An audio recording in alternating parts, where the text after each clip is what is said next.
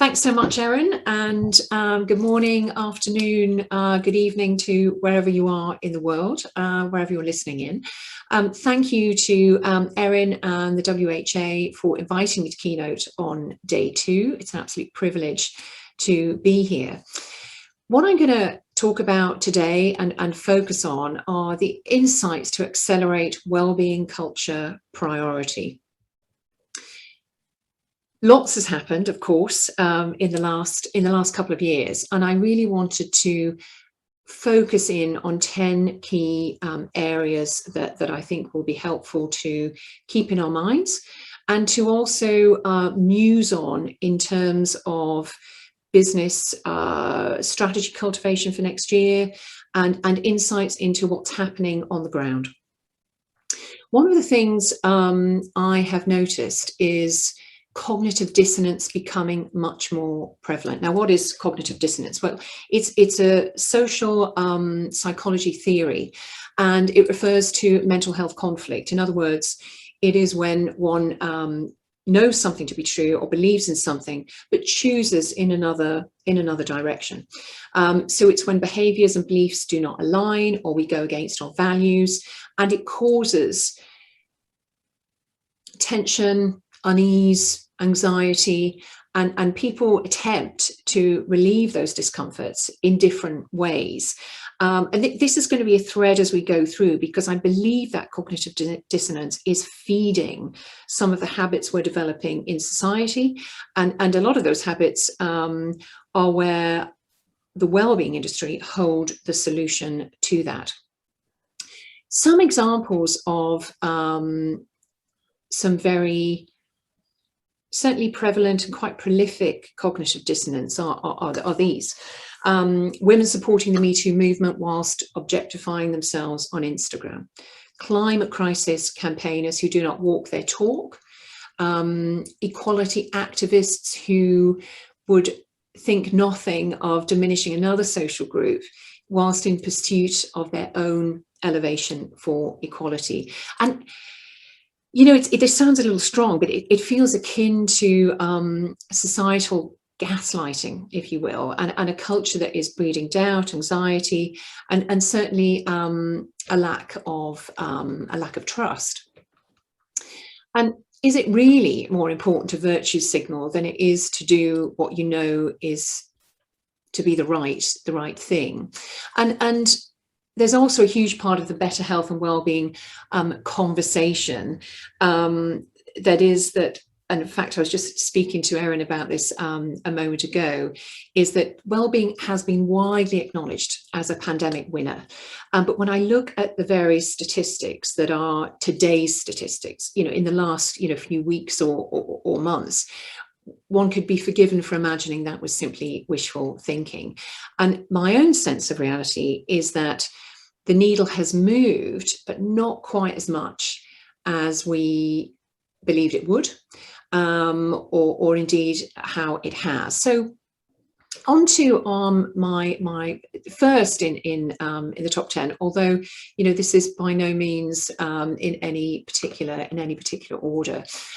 We know that interdependence and interconnection between geopolitics, the environment, the economy, and society is more evident than it's ever been, particularly during the last couple of years, but that was recognized way before that. But so too is the recognition that professional performance and business insight cannot be separated from personal growth. The two are absolutely going together. And so that diminishment of those vertical silos that have become much more inclusive ecosystems, and that business insight with personal growth is a real sweet spot that we've certainly seen through the lens of well intelligence and responded to through new service products there. And what used to be compartmentalized has become more integrated, and that there is, of course, a lean into that working from home and now a hybrid mix. And that hybrid mix has really helped to promote the weave of thinking that our personal growth, connection, and well-being cannot be separated from the way we perform professionally, the culture in business, and we can see that that is really stepping forward in priority in corporations, and indeed in every industry. Is it going as fast as we might like to see? No, it isn't. But we can't forget just how much pressure and how much on the plate of leaders right now must also be, I think, taken into consideration. So no more silos is number one. Number two, macro well-being trifecta. Now, well-being, as we know, means many things to many people, but for ease of following the evolution and integration of well-being, I'm seeing these core components as really encompassing to all aspects of well-being. The first is psychological safety, the second, physiological health, and the third, personal growth and connection. But what do I mean by these three areas? Well, for psychological safety, you want to be thinking emotional and mental security, a sense of belonging, having been seen and heard, and feeling that one matters. Physical safety is also important, diminishing that fear of catching COVID. And I'm not going to dwell too much on the COVID conversation. I think we're all probably had enough of it. What I would say, though, is that I think there's going to be a stronger lean into testing. There is a strong narrative on vaccines, but what is also prevalent, what I'm hearing from those who are running large buildings and corporations where there may be hundreds or thousands of people all coming together, that actually safety through testing and knowing that you're in an environment that people are not only potentially vaccinated or unvaccinated, that is, I think, less of the issue on a personal level, more that we're not in an environment where people have COVID. So being COVID free and not having that fear of catching it is part of that psychological safety. But all of these things and more play into the base layer of Maslow's hierarchy. So psychological safety is a core component of that well-being trifecta. Physiological health are all the things that can be done to keep us healthy. I'll focus a little more on this later because it's very much a part of this narrative. But three key things that I think we can all do that will make a massive difference to our physiological health is hydration, making sure we all drink an absolute, I wouldn't say a ton of water, but 2 to 3 liters of pure water a day. And that's not tea instead, it's not a cordial, it's pure water that helps us truly flush out. Sleep is the most underrated tool we have in our toolbox, and leaning into that, getting 8 hours of sleep if we can, and those of us in the northern hemisphere, it might even be tipping into 9 or 10 hours. That happens during winter. It's cold. We hibernate, not literally, but a little bit more during this time. And the third, least popular, is sobriety. And if that's something you simply cannot contemplate, a consciousness of how much alcohol we drink. And I'm going to come on to stats relative to alcohol consumption and how that has significantly impacted the health in the UK over the last 20 months. And third is that sense of personal growth. And connection, and for that I turn to Marianne Williamson. I won't read out the quote, but I'll leave it on screen so that you can see it and relate to it. And what I've learned, and I think several others too, is that sense of getting outside our comfort zones for personal growth and connection. And in the words of Marianne Williamson, it isn't so much that we are inadequate, but rather that that fear of just how much we are capable of doing and of achieving. And I think when one thinks of those 4 dimensions of well-being: physical, mental, emotional, and spiritual. Spiritual tends to be the one left more wanting. There are less, people, employees, leaders who can relate to spirituality in the same way that they can relate to physical well-being or emotional or mental well-being. Business and industry leaders walking the talk. This has always been important, but for now, when we are seeking as a society, a community, and an industry to promote the wellbeing conversation, leaders literally taking the lead on this is imperative. They serve an aspirational icon and spirit, and also provide something that is inspirational to their team. And in fact, one of the speakers, in fact, last week at the Preferred Conference in Boston was talking about wanting to transform himself, I won't say who, and in sharing that whole process with his team in an act of transparency and inspiration. And for anyone simply playing lip service to this, we know it just isn't going to work. And the integration of a more constructive practice for all of us right now does seem more necessary than ever. And we're talking, and this is being recorded at the end of November, and just days ago, the Omicron variant was announced, and it's hit a lot of industries, not least of all hospitality and travel, very, very badly. And the need for all of us to find our own anchors, to find some semblance of inner strength, to nourish ourselves and to stay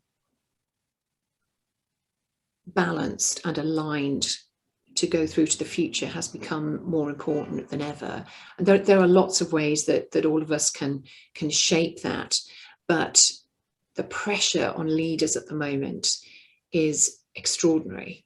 And whilst there is a lot of discussion around the well-being of employees, quite rightly, I think there needs to be perhaps a little more around the well-being and resilience for leaders. And again, we'll come on to some of this discussion. So, number 4, the marriage of well-being and technology. A phrase I heard recently and I love is technology loads the dice for success. And I think that the advent a few years ago of biohacking is something that's going to really come into its own in the next couple of years. And one of the things that I don't like so much is that phrase hacking. It sounds so alien and unpleasant in our world of well-being, and I prefer the term bio-nourish, but hacking is certainly a good way of capturing what happens, but it's not always as invasive as it sounds. Having 3 liters of water is a hack. We are hacking into our biology to improve it. And in fact, using halotherapy is a hack to our physiological health.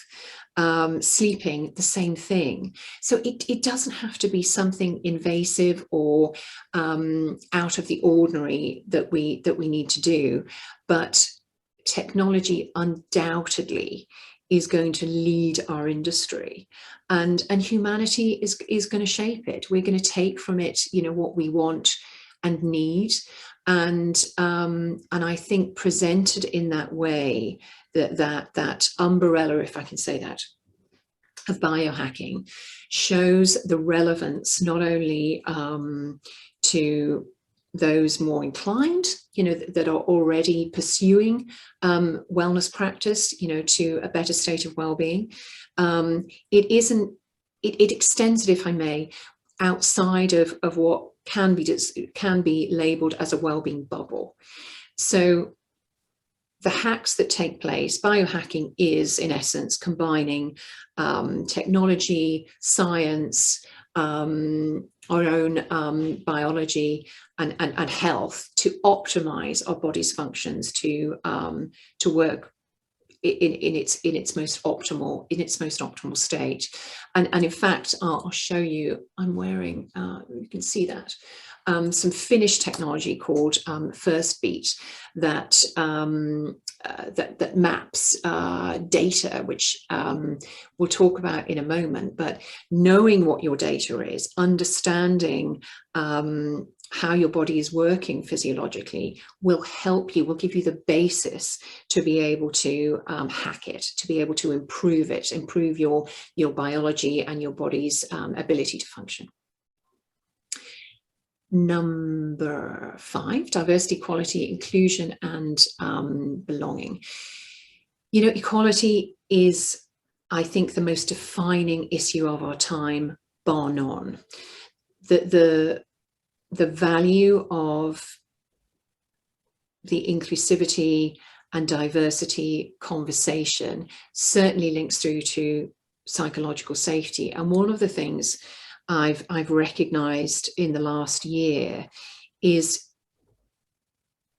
that platform of DEIB as a cut through, if I can say that, to the well-being conversation, because it really anchors there that sense of belonging in people, that sense of being heard, seen, and feeling like one matters is fundamental to your well-being. Now, some of the there are many aspects to this, of course, and we've seen a huge raise in the profile and value of Black Lives Matter after events in the United States last year. And it was International Men's Day last week, and there was a report by the All-Party Parliamentary Group on Issues Affecting Men and Boys. Now, I know that that is not necessarily a societal group that you would expect to be discussed within diversity and inclusion, but what is becoming evident is the need to consider how we raise one gender without diminishing another. And anyone who follows my work will know that I share concern about how equality is being won. And I stand by my belief that men are having a harder time on the planet. But how do we reach more parity? And let me just share with you a few stats from the report last week, and this was discussed in Parliament and described as a cultural low point relative to men and boys. And it showed that 13% of men are not in employment or education compared to 10% of women. Suicide rates for men are 3 times higher than they are for women. Life expectancy for a man today is 4 years lower than for a woman, and 83% of rough sleepers are men. 96% of the prison population is male. Of course, I could stand at the other side and describe all the lack of parity that we have as women. But the point I'm making is that equality will be achieved through an elevation of unity for everybody. This conversation isn't going to go away, and it's fundamental to well-being culture in businesses, in communities, and across society. So keep an eye on that as one of those insights for cultural priority. Under cultivating spiritual strength, and I would say not just cultivating spiritual strength, but a default to love and be compassionate. What I learned over recent years is that anyone with an indifference to spiritual values can find they have a harder time in their ability to self-nurture, to self-assure. And when I say an indifference to spiritual values, I don't mean a non-belief in God. I mean recognition that there's something greater than us.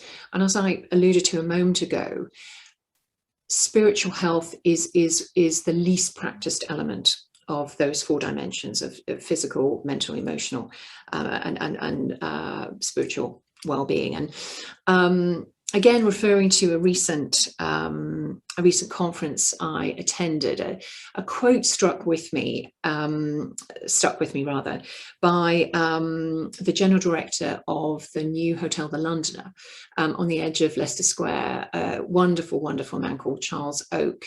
And he was talking about our senses, and discussing how COVID had affected the hospitality industry. And he said, we mustn't forget what drives us all is love. And I think remembering that and cultivating that as a default in something that it's something of a life raft in a storm that we are still enduring right now. And of course, there's been a literal storm, just over the weekend. I'm not in an area of no power, but boy, oh boy, it is certainly cold in England today. And just as a finish off on that point of cultivating spiritual strength, it isn't something that should be shied from in an environment that wouldn't be usual to talk about it. And it's why I refer to Charles. It's not something you tend to hear on the stage, on a hospitality stage, and it stood out because it was so unusual to bring it up. And of course, we want to see more of that. We want to see more of that openness to integrate emotional and spiritual values and recognition in the whole narrative, as we embrace the future and adjust to new cultures. Knowing your own data is something that I think has become an imperative tool to be able to really map what we're doing and how we're doing it. One thing is for sure, everyone, and I really do mean everyone, thinks they're healthier than they actually are. So knowing the basics, knowing exactly where you stand, whether you're getting recovery during sleep, whether you're able to experience recovery moments during your day, is absolutely essential for moving the needle. So you can do all the hacks you want, but you want to know that it's making a difference. So whether you're wearing a Apple Watch or some sort of Fitbit tracker, or using, as I showed you, that more clinical grade technology, that is going to give you an irrevocable reality check on how you're doing. And I would encourage not just you as individuals, but in your companies. If you've got, a cast of hundreds or even thousands, having that and being able to demonstrate, prove, and as a source of motivation for your team is vital. In fact, one of the things that I talked about recently is a scenario for companies. What if you could say, working here will make you healthier? Now, you'd have to measure that. Well, why not? Why not give all of your employees a piece of, whether it's first week technology, which I am plugging First Beat, I realise. The reason I love it so much is because the analysis you get is so beautifully illustrated, easy to understand, and specific to three key things. And those three key things are sleep, exercise, and recovery from stress, or absolutely lightning rod important for the workplace and our everyday health. Point 8, I could talk about that forever, but I won't. Beware of normalizing stress and uncertainty. And I see that everywhere, that we've all endured so much over the past, God, it's getting on for a couple of years, isn't it? It must be 21, 22 months now. The perfect storm that's COVID-19, the climate crisis, social inequalities, and mental health have brought human and planetary health into sharp focus, but at the same time, that cognitive dissonance that I referred to earlier is rampant. And I do it myself because there is literally so much going on. Many people have adjusted to a normal high level of stress. That means greater inflammation in the body and even greater need to allow recovery that isn't, please, at the bottom of a bottle of gin or wine. And just to really underline that point, recent research and a pulling together of statistics, have shown this. According to Public Health England, in 2020, there was a 20% increase in total alcoholic specific deaths compared to 2019, 20%. The report also saw significantly higher rates from May 2020 onwards. That 33% of deaths occurred in the most deprived group. Now, deaths from mental and behavioural disorders due to alcohol increased by 10.8%. But here's the real kicker.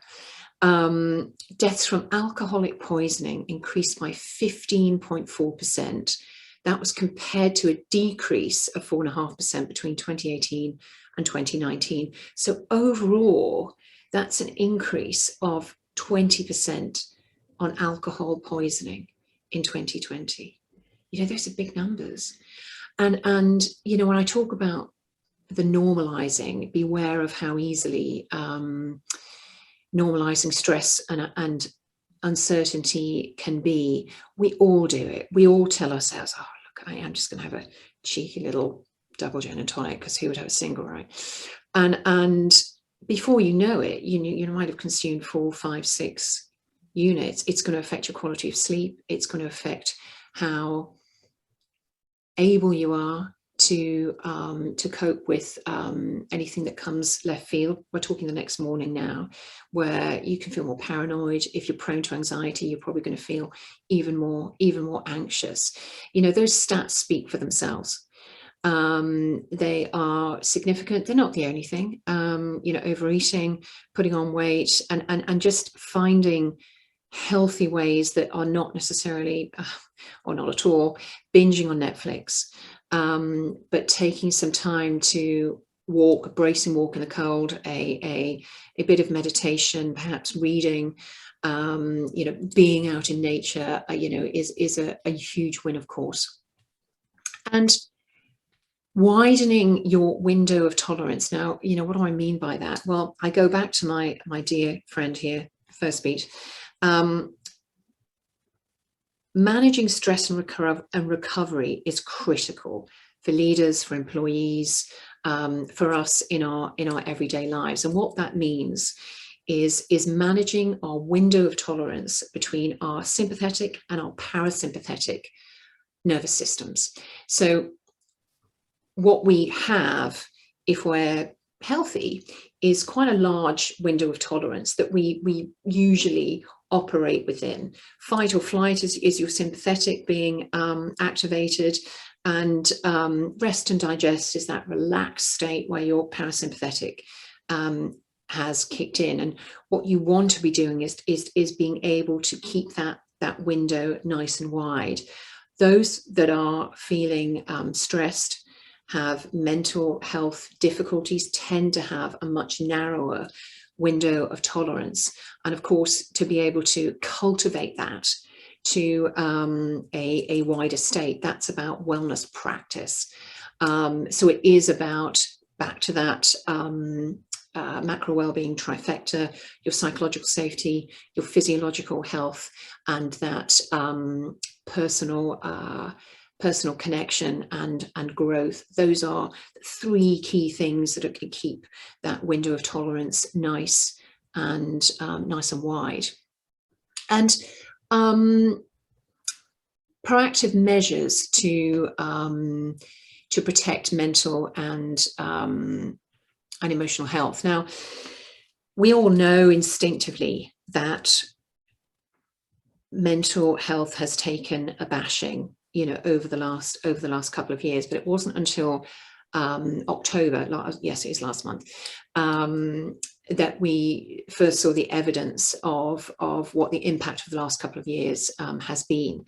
And that, for anyone who hasn't read it, that catalogued a 29% rise in referrals for suspected episodes of psychosis between April 2019 and April 2021 in the UK, that is. Globally, it has shown 76 million extra cases of anxiety and depression, and 53 million extra cases of major depressive disorders over the same period, and that's globally, obviously not just in the UK. So it confirms what was already an instinctive anecdotal belief, and really responding to the mental health needs of all population does mean a reevaluation of what already exists.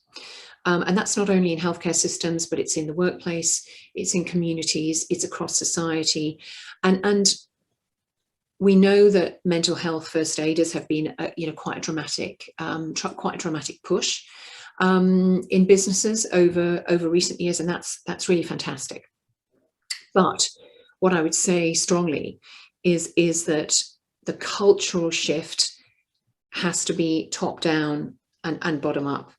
And there are burgeoning, I think, examples of companies that are truly embracing this as a culture. And I think the B Corp companies, and I'm thinking of Exclusive Collection here in the UK from a hospitality perspective, because they're the first hospitality group to get B Corp accreditation here.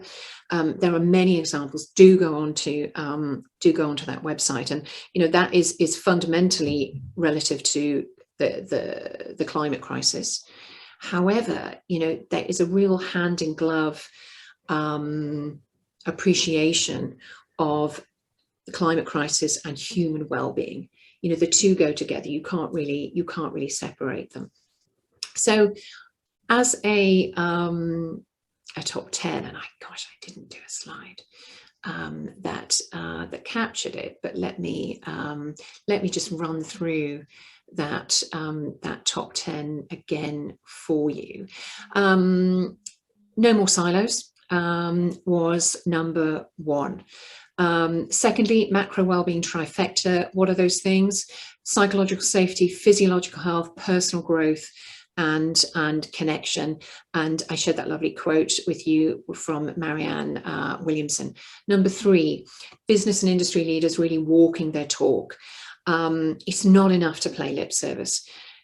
Those of you who are leading teams, leading a company, really step into that programming for yourself. Cultivate your own little program, or get some help. In fact, I'm about to step into my own 2-month program from Wednesday. That's a whole other story. Delighted to tell it any of you anytime you like. Number 4, the marriage of well-being and technology. It's not going to go away. In fact, we need it. We need and what was that phrase that I love? Technology loads the dice for success. Another phrase that, in fact, I coined a few years ago was that the future of well-being will be driven by technology, but defined by humanity. Number 5, equality, the most defining issue of our time, bar none. And belonging, the B, in that acronym, I think is perhaps the most valuable. That sense of belonging, that sense of emotional security and psychological safety is vital for well-being. Cultivating spiritual strength, as I said, perhaps the least embraced of the dimensions of well-being, and that can be done in many ways, but all of them involve usually stepping outside of our comfort zone. Know your own data, whether it's through a wearable or something, you know, that's more micro analytical, like the First Beat technology that I shared with you. It will help you improve your well-being, the well-being of your team, and in fact the performance of you in business too. Beware of normalizing stress and uncertainty. We all do it, no matter how versed we are in the well-being narrative, and it's incredibly important to put on your own oxygen mask on this and know where your fragility is, if you will. And you know, the top three that I gave you, hydration, sleep, and sobriety. I know, not popular, but my God, it will make such a difference to you. You'll sleep better, you'll feel better, you'll have more clarity. It's wonderful. Number 9, widen your window of tolerance. I talked about that window between parasympathetic and sympathetic, and doing what you can to have more green moments. I say green moments because that's that sort of First Beat narrative that we talk about. How do you create a green moment?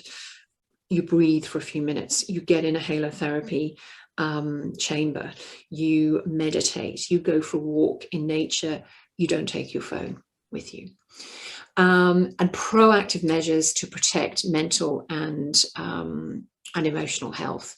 And those measures mirror in part what I said, or what I've just said previously, but also just that intentionality of valuing the quality of your stillness and your recovery moments during the day as much as you value making it to those deadlines.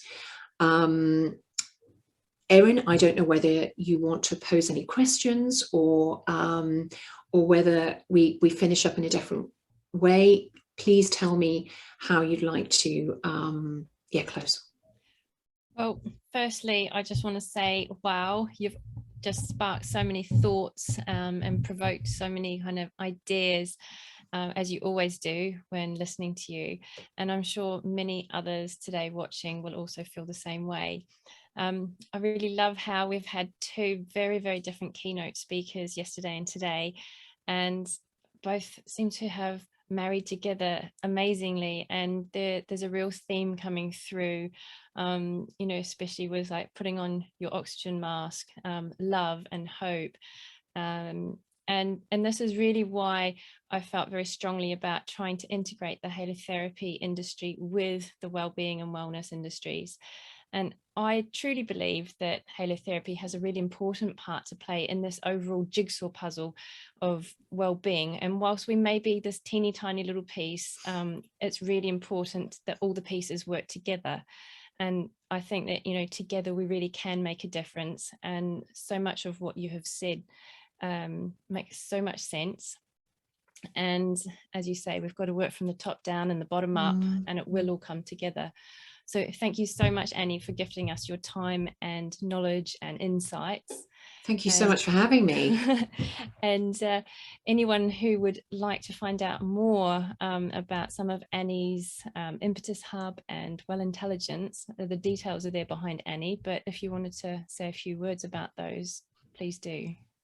Oh, thank you, Erin. Well, some of the products that have been created this year have been in direct response to what we have seen in the business world. Impetus Hub has been created to combine business intelligence with personal growth and connection. It is a snap at £99 a year. That's a monthly insights page. It's 90 minutes a month discussion, and it's a backup on shared articles and conversation in a WhatsApp group. And I know Erin very, very kindly referred to it when she introduced me. Very grateful for that, Erin. Thank you. We run a masterclass series. Full disclosure, I partner with First Beat, these guys, in Walk the Talk, where we work with leaders in businesses, and again, it combines business insight and intelligence with personal growth. So they wear the technology for several days before we meet. We meet outside, we go for a walk, and we discuss the results of their data and well-being, cultural integration within their businesses. Well Intelligence runs masterclasses, and we offer bespoke corporate services as well. And I must say that the cut through to well-being has become much more defined, I think, in the last couple of years. And we know that food, exercise, sleep, happiness, all incredibly, incredibly important. But the cut throughs and the recognition have evolved in a less obvious way, in my humble opinion. One of them I mentioned, the diversity and inclusion narrative and conversation, that has become an absolute cornerstone to well-being, and in particular that sense of belonging. ESG, environment, society, governance, is another cut through, and the well-being trifecta that I shared is another perspective, I suppose, that I'm seeing resonate more easily with business leaders and any leaders, actually, not only business, but we're all leaders, whether we're a parent or whatever we're doing in life. And look, it's coming towards the end of the year, and I think it's time for all of us, or gives time to all of us for a bit of reflection. And boy, there's a lot to reflect on, but I would encourage all of you to not miss out in that reflection, taking care of one's own well-being now, and how we take better care of it as we look forward into 2022. Thank you, Erin, so very much. Thank you, Annie.